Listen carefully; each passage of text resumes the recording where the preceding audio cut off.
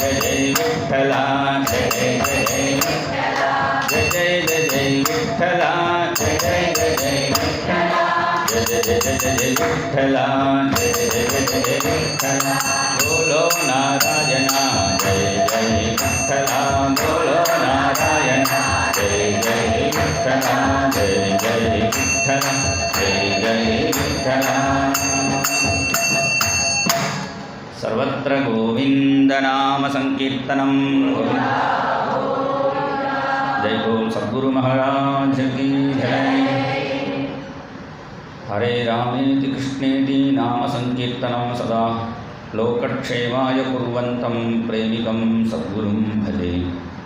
प्रेमिकेन्द्र गुरोः कीर्तिं दिक्षु सर्वासु कीर्तयन् यः सञ्चरति लोकेऽस्मिन् कृष्णदासात्मजं भजे। नाम कीर्तनमात्रेण सुप्रसन्नं कृपानिधिं भक्तकोलाहलं वन्दे भक्ताभीष्टफलप्रदम्। नारायणं नमस्कृत्य नरं चैव नरोत्तमं देवीं सरस्वतीं व्यासं ततो जयमुदीरयेत्। योऽन्तः प्रविश्य मम वाचमिमां प्रसुप्तां सञ्जीवयत्यखिलशक्तिधरस्वधाम्ना अन्यांश्च हस्तचरणश्रवणत्वगादीन् प्राणान् नमो भगवते पुरुषाय तुभ्यं। सोऽलङ्कृशिष्टभगवान् वचांसि मे प्रेमप्रदानैकविचक्षणाभ्यामनन्यभक्तैरभिवन्दिताभ्यां मदीयचित्तासनशोभिताभ्यां नमो नमः प्रेमिकपादुकाभ्यां। गोपिका जीवनस्मरणं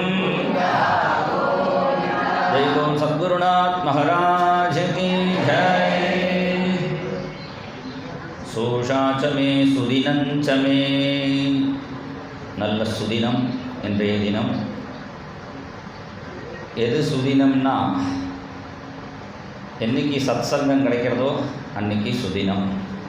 இன்னிலேருந்து நமக்கு ஒரு 7 நாளைக்கு சத்சங்கம், இன்னிலேருந்து ஆச்சா 8 நாளைக்கு நமக்கு சத்சங்கம் நமக்கு கிடைக்கிறது. சத்சங்கம்னா என்னென்னா இப்போ சப்தாகங்கிற வேர்டு இருக்குது, ரொம்ப பிரசித்தமாகிடுச்சு. அது ஒரு இடத்துல பார்த்தா யோகா சப்தாகம்னு போட்டிருக்கு. அது மாதிரி இன்னொரு இடத்துல பார்த்தா வேத சப்தாகம், தியான சப்தாகம் இல்லை இது சப்தாகம் பாகவத சப்தாகங்கிறது போய் இப்போ சப்தாகம்னு வேர்டு இருக்குது. ரொம்ப அதை போட்டால் நிறைய பேர் வரா, அதனால் எல்லாருமே இந்த சப்தாகங்கிற வேர்டை யூஸ் பண்ணிக்கிறாங்க. ஆனால் பாகவதத்தில் சத்சங்கம்னா என்னென்னு சொன்னாருன்னா எத்ரேட்யந்தே கதாமிருஷ்டாக திருஷ்ணாயா பிரசமோயதா நிர்வைரம் எத்ர பூதேஷு எத்ர ஈட்யந்தே கதாமிருஷ்டாக. எந்த சத்சங்கத்தில் மிருஷ்டாகனா விஸ்தாரமாக நல்ல மிஷ்டான்னம் வலே நல்ல சாப்பாடு, எங்கே நல்ல சாப்பாடு கிடைக்கிறதோ அதுதான் சத்சங்கம். நம்ம சத்சங்கம் சாப்பாடும் உண்டு. இங்கே சொன்னது கதாமிருஷ்டாக, கதை பகவானுடைய கதை. ஏன்னா பாக்கி சப்தாகத்தில் தமிழ்நாடு சப்தாகத்தில் காலம்பரை பாராயணம், சாயங்காலம் ஒரு 2 மணி நேரம் உபன்யாசம் முடிஞ்சிடும். இங்கே அப்படி இல்லை. கூடவே கிருஷ்ணன் கூட காலம்பரை 6:30க்கு ஆரம்பித்தோம்னா சாயங்காலம் 6:30 பர்யந்தம் கேரளாவில் உதயாஸ்தமன சப்தாகம்னு விஸ்தாரமாக பகவானுடைய கதையை கேட்க போகிறோம். ஹரியண்ணா வந்துன்னு இருக்கா. எத்ரேட்யந்தே ஹரியண்ணா மாதவண்ணா அனுப்பிச்சி வச்சுருக்கார். எத்ரேட்யந்தே கதா மிருஷ்டாக. இந்த கதை கேட்கும்பொழுது நமக்கு என்ன ஆகணுங்கிறத சொல்கிறார். திருஷ்ணாயாக பிரசமோயதா. இந்த பகவானுடைய கதையை கேட்கும்பொழுது இனிமேல் ஒன்றுமே வேண்டாம், இந்த கதை கேட்டுகிட்டே இருந்தால் போதும் அப்படின்னு ஒரு மனசு நமக்கு வந்து கொடுத்துன்னா அதுதான் உண்மையான சத்சங்கங்கிறது. ஆனால் சாதாரண கேரளாவில் சப்தாத்துக்கெலாம் வரேனே, அங்கே வந்து வழிபாடுன்னு நிறைய எழுதி வச்சுருப்பாங்க. இந்த கிருஷ்ணாவதாரத்துக்கு சத்சந்தானத்துக்கு இது நிறைய ஒவ்வொன்றும் எழுதி வச்சுருப்பா. அதெல்லாம் எதுக்குடான்னா முதல்ல கூப்பிட்றதுக்கு, வந்த பிறகு என்னடான்னா வேறு ஒன்றுமே வேண்டான்னு அந்த நிலைக்கு வந்துடும். நிர்வைரம் எத்திர பூதேஷு. இந்த சத்சங்கத்துக்கு வந்துட்டுனா பரஸ்பரம் சண்டையெல்லாம் நீங்கிடணும், பிருந்தாவனமாக ஆயிடணும். நிர்வைரம் விகரந்திரி எத்திர அண்ணா கோவிந்த கதாமிருதத்தில் பிருந்தாவனத்தை பற்றி சொல்கிறார். நிர்வைரம் விஹரந்தி, எந்த இடத்துல பசு பட்சி மிருகங்கள்லாம் நிர்வைரமாக இருக்கோ அது பிருந்தாவனம். எந்த சத்சங்கத்தில் ஒருத்தர் வந்துட்டான வாங்கோன்னு சண்டை போட்டால் கூட ஃப்ரெண்ட்ஷிப்பாக ஆகிடணும். அப்படி ஃப்ரெண்ட்ஷிப்பாக ஆகிறது தான் சத்சங்கம். நிர்வைரம் எத்திர பூதேஷு நோத்வேகோ எத்திர கஷ்டன. எந்த சத்சங்கத்துக்கு வந்தால் உத்வேகம் டென்ஷன் குறையிறதோ அதுதான் சத்சங்கம். டென்ஷன்னா என்ன தெரியுமோ, ஒரு சன்னு சூடே தாங்கலை, 10 சன் 10 சன்னோட சூடு உடம்புல ஏறிடும். அதுதான் டென்ஷன்னு பேர், அதுதான் டென்ஷன்னு சொல்லிட்டாங்க. அந்த எந்த சத்சங்கத்துக்கு வந்தால் இந்த டென்ஷன்லாம் குறையிறதோ நோத்வேகோ எத்திர கஷ்டன. நான் சொல்லலை, பாகவதத்தில் இருக்கிறத நான் சொல்கிறேன். கொஞ்சம் பொடி போட்டு சொல்லுவேன், அவ்வளோதான். ஏன்னா வெறுமனே கொடுத்தா அப்புறம் கொஞ்சம் மசாலா பொடி போடுற மாதிரி. நோத்வேகோ எத்திர கஷ்டன, அதுதான் சத்சங்கம். இந்த சத்சங்கத்துக்கு வந்துட்டோம்னா எல்லா தெய்வங்களுடைய சாநித்தியம் யாரெல்லாம் வந்தான்னு மகாத்மியத்தில் அவர் சொல்ல போகிறார். யாரெல்லாம் வந்தான்னு சொல்லும்பொழுது இதிகாச தசசப்த புராணானி, 17 புராணம் வந்து ஞாபகமாக சொல்கிறார். ஏன்னா 18வது புராணம் இது நடக்கிறதே. 18 புராணம் வந்து கொடுத்துருந்தா அப்புறம் கொஸ்டின் வரும். சப்தாகம் நடக்கிற இடத்துல இது கேட்டுட்டு இது மாதிரி நம்மளும் ஆய்க்கணுமேனு ஆசைப்பட்டு 17 புராணமும் இங்கே வந்து தான். தசசப்த புராணானி. யாரெல்லாம் வந்தால் சகபுத்திர சிஷ்யாக சாயாசுகோ ஜாஜலி ஜன்னிமுக்கியாக. யாரெல்லாம் வந்தாலும் பெரிய லிஸ்ட்டு கொடுக்குறாங்க. ரொம்ப பெரியவாளை பிருகு மகர்ஷி போய் அழிச்சுன்னு வந்துடுறான். குருத்வா தத்திர நாயாத்தான் பிருகு சம்போத்திய சானயத்து. ரொம்ப பெரியவாளை அவளை இருக்கிற இடத்துல போய் கூப்பிடணும். பாக்கி பேருக்கு மொத்தமாக வாட்ஸ்அப்பில் போட்டால் போதும். அது மாதிரி எல்லாருக்கும் வாட்ஸ்அப்பில் போடக்கூடாது. பெரியவாளாக இருக்கிறவாளை கூப்பிட்டு அழிச்சுன்னு வரணும். அதனால் பிருகு மகர்ஷி தான் ரொம்ப பெரியவர் நினச்சிருந்தேன். பகவானே உதச்ச ஆள். அவரே போய் ஒருத்தரை கூப்பிட்டு வராருன்னா அதை விட பெரியவா இருந்திருக்கான்னு தெரியாது. அதனால் குருத்வா தத்திர நாயாதான் பிருகு சம்போத்திய சானயது. ரொம்ப பெரியவாளை கூப்பிட்டு அழைச்சின்னு வரணும். சகபுத்திர சிஷ்யாக, குடும்பத்தோடு வரணுமா சப்தாகத்துக்கு வரும்பொழுது. ஒண்டியாக வரக்கூடாது. மாமியெல்லாம் மாமாவை அழைச்சின்னு வரணும். மாமா வந்தால் மாமியை அழைச்சின்னு வரணும். அவள் 2 பேர் வந்தால் பையன் மாட்டு பொண்ணை அழைச்சின்னு வரணும். பேரம்பேத்தி அழைச்சின்னு வரணும். குடும்பத்தோட சகபுத்திர சிஷ்யாக. அப்படி எல்லாரும் ஆயேகு அதிப்பிரணயேன யுக்தாக, சந்தோஷத்தோட சப்தாகத்துக்கு வந்தாங்கிறார். சப்தாகத்துக்கு யாரெல்லாம் வரான்னு சொல்லும்போது எல்லா புண்ணிய நதிகளும் வருதான். தத்ரைவ கங்கா யமுனா ச வேணி கோதாவரி சிந்து சரஸ்வதி ச எத்திர அச்சுதோதார கதா பிரசங்கா. எங்கே உதாரமாக பகவானுடைய கதை நடக்கிறதோ அங்கே எல்லா நதிகளும் வந்துடுறதான். பாகவதத்துக்கு பல மகான்கள் வியாக்கியானம் பண்ணியிருக்கான்.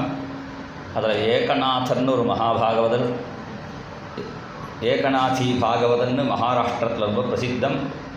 ஏகாதச ஸ்கந்தத்துக்கு அழகாக ஒரு வியாக்கியானம் பண்ணியிருக்கார். அவர் நிறைய கிரந்தம் பண்ணியிருக்கார். பாவார்த்த ராமாயணம்னு ராமாயணத்தையும் வர்ணிச்சிருக்கார்.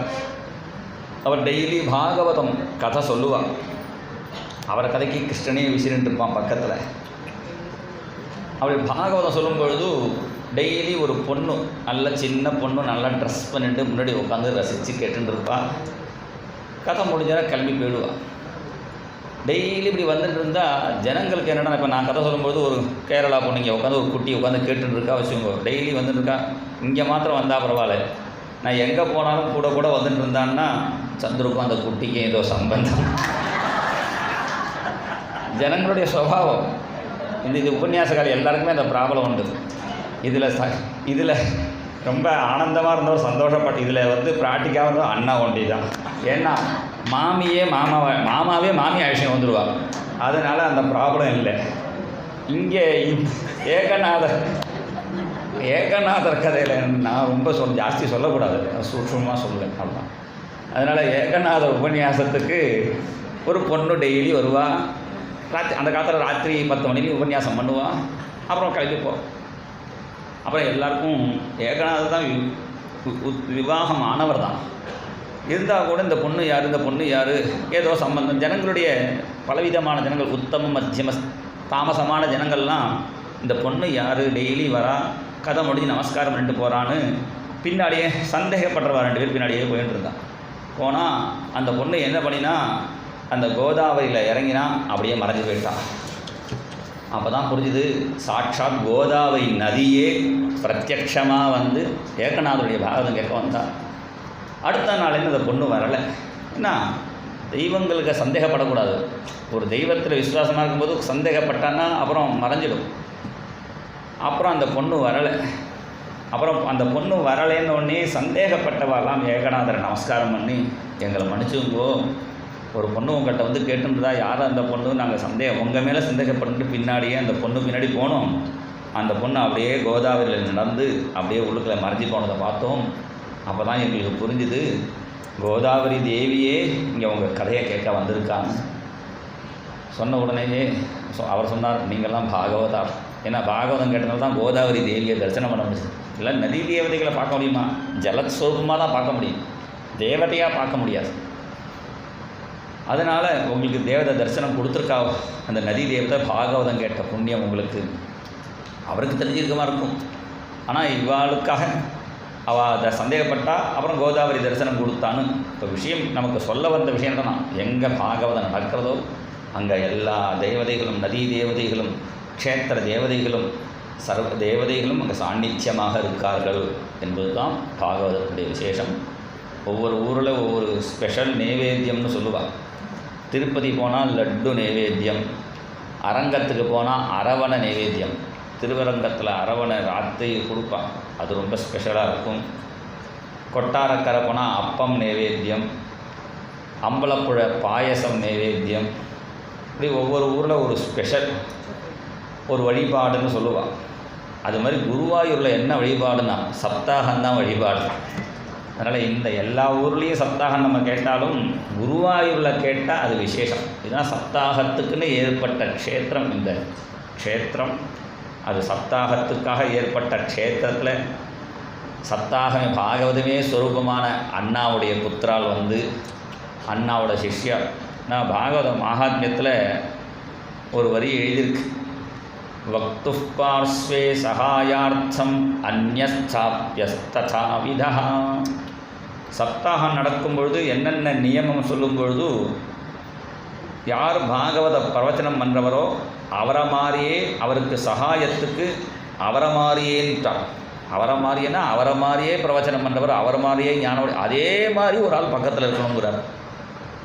நான் அண்ணாட்ட கேட்டேன், ததாவிதகான்னு போட்டுட்டாரு, உங்களை மாதிரி பக்கத்தில் யாரும் உட்கார்றது வேறு.